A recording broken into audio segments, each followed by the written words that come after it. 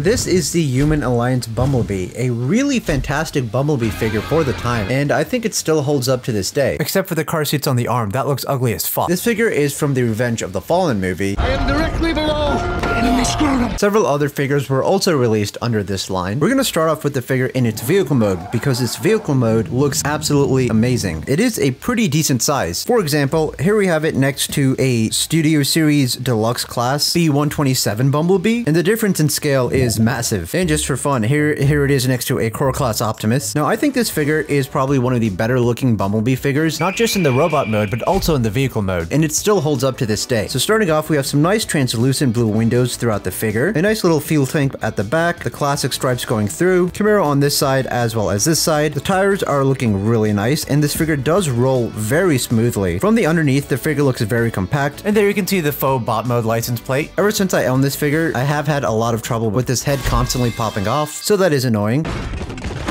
The front of the vehicle mode looks really amazing in my opinion, just looking super solid, and here's how the back looks with that license plate. Overall, just a super solid vehicle mode, and there is more to it. So one thing that is really great about this figure is that you can open up the doors. It's a little bit tricky to do. Oh god. Yeah, you do kind of have to pull from the mirror a little bit, which is kind of dangerous. But if we open that up, we do have two car seats inside. Let me get the other side open. You got one on this side, and then one for the driver's seat. You also get a steering wheel in there, which is a really nice touch. I like how they managed to make the middle of the bot mode sort of like the center console for the car mode. Overall, this is looking really great. Not really any car detail on the inside of the door. The peg that connects this on my figure is broken. There should be like a little peg that tabs these pieces together. Another thing is that this figure is supposed to come with a Sam Witwicky. Since I bought it used, mine didn't come with that, and honestly, it's not that big of a deal. The figure's nothing too special. Instead, we can just shove her in there. That works. In all seriousness, this is a fantastic car mode. Now let's transform the figure so we can get into the robot mode. Also, if you're enjoying the video, I spent a lot of time on these, so if you could leave a like and subscribe, I would appreciate it. First thing we want to do is take out these doors, like so. Flip the figure over, untab the wheels from the car. It can be a little bit stubborn. Take this piece and flip it up. Now we should be able to take the arms, rotate that, and bring it out like so. Now before we bring this arm out, we need to untab the cannon, and now we can come and rotate the arm and just bring it out. And as you can see, the head has popped off. So no head? This will be a recurring thing. Let's bring the arms out all the way. Same with this one, and there goes that head again. Come to the back of the figure. This is where we're going to untab this section, bring all that out, untab that from there, and then bring this up and over. Now we can come to the legs, take this back section of the car, pull it and rotate it. Same with this one, pull it and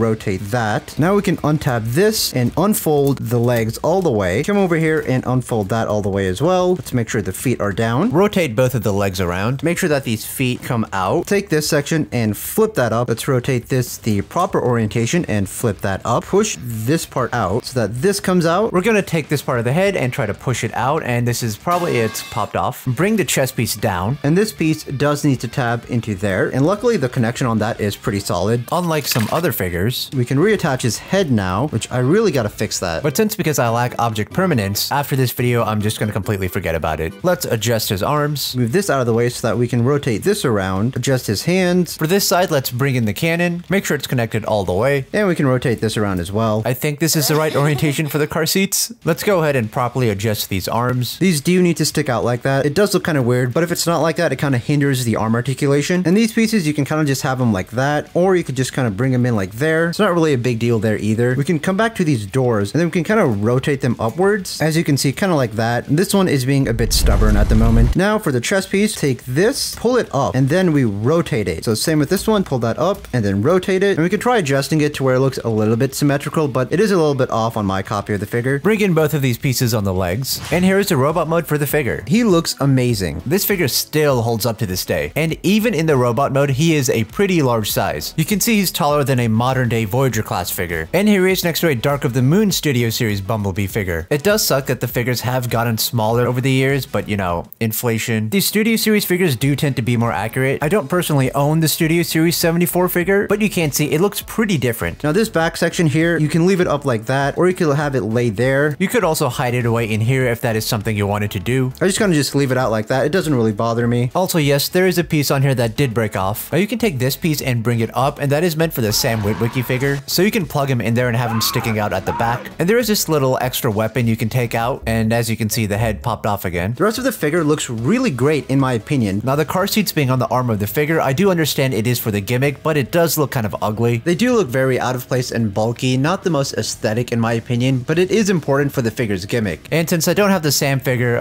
this works instead. But I do like since because of this, you now have seats for the vehicle mode. So that's a decent compromise. Taking a look at the figure's head. It's a pretty basic head sculpt. I wouldn't expect much from this time. The Autobot insignia is printed on there pretty well. You can see it's kind of rubbed off a little bit. Now this top section of the head is really interesting because, oh, god damn it.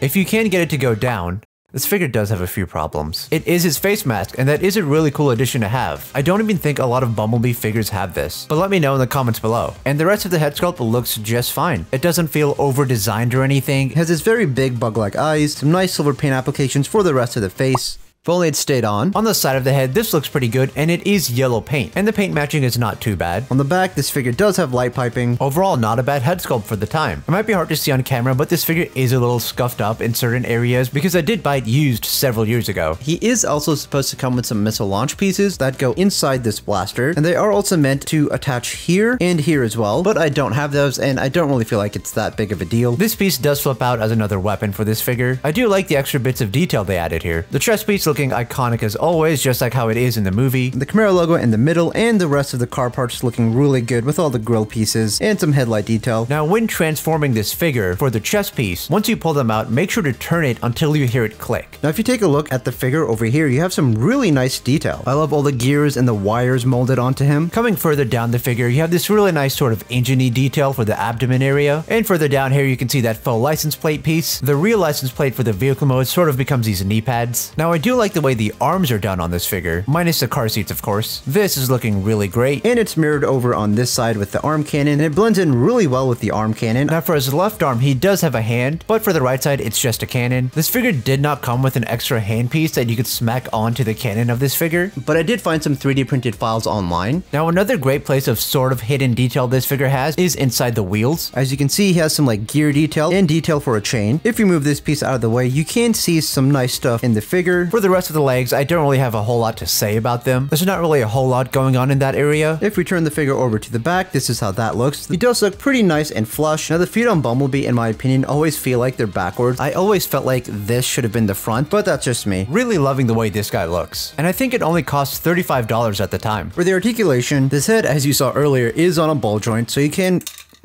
wiggle it around, spin it around all the way. This gray piece is on a joint, so it can move up and down like that. You can't really get it to look up without the head popping off. The doors at the back are able to move, and you can kind of move them up and down a bit. Arm can go a full 360. They can move out to the side. An elbow bend, you do get a full 360 rotation. These can also move. Hand rotation, you can bring in the hand, as well as the fingers. Waist rotation, this kind of gets in the way of that though. Legs can move out to the side, forward, and back. Rotation over there, you do get a knee bend. I will say the knee joints aren't really the most solid, but that could just be because the figure is a bit old. There's also another joint over here. Now we can move this forward and we can move this back. No ankle pivot, which I did feel like limited some of the posability, and this back toe can move. Overall, decent articulation for the time. Are they shooting off fireworks right now? What the hell are these people doing? So articulation for the time, pretty good. And overall, this is a pretty nice figure.